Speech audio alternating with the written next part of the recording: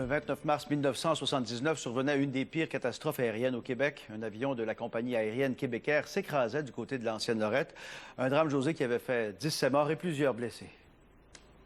Il y a 40 ans, pratiquement à la même heure, s'écrasait l'appareil de Québécois sur un terrain vague tout près de l'aéroport. Un événement qui a marqué plusieurs personnes impliquées de près dans ce drame. Nous en avons rencontré quelques-unes aujourd'hui. Les images de l'époque donnent une idée de l'ampleur de la tragédie qui s'est jouée le 29 mars 1979. Moins de 2 minutes après son décollage, un F-27 de la compagnie Québécois éprouve des difficultés. Son moteur droit prend feu. Le pilote tente de ramener l'appareil vers une piste d'atterrissage, mais sans succès. 17 personnes périssent dans l'écrasement.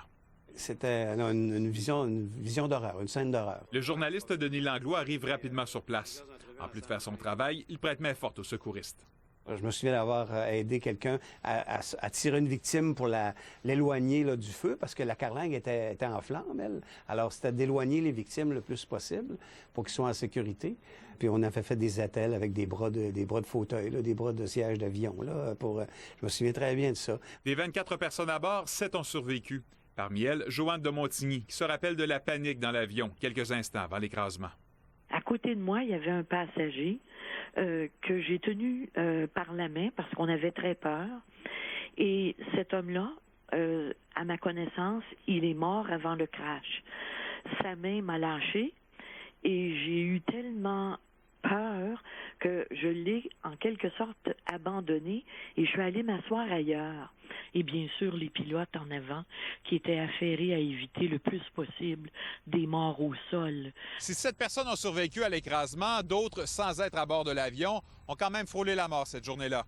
Claude Bédard avait entre les mains des billets pour prendre ce vol. Moi, j'attends Marcel au but, puis il n'est pas arrivé.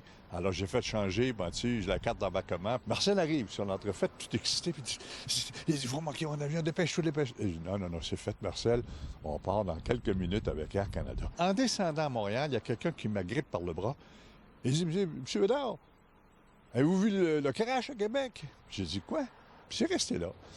En descendant à New York, mon premier appel, c'était au Journal de Québec. Au Journal, on dit « Claude, on était en train de faire la première page sur toi et Marcel. Comment, là?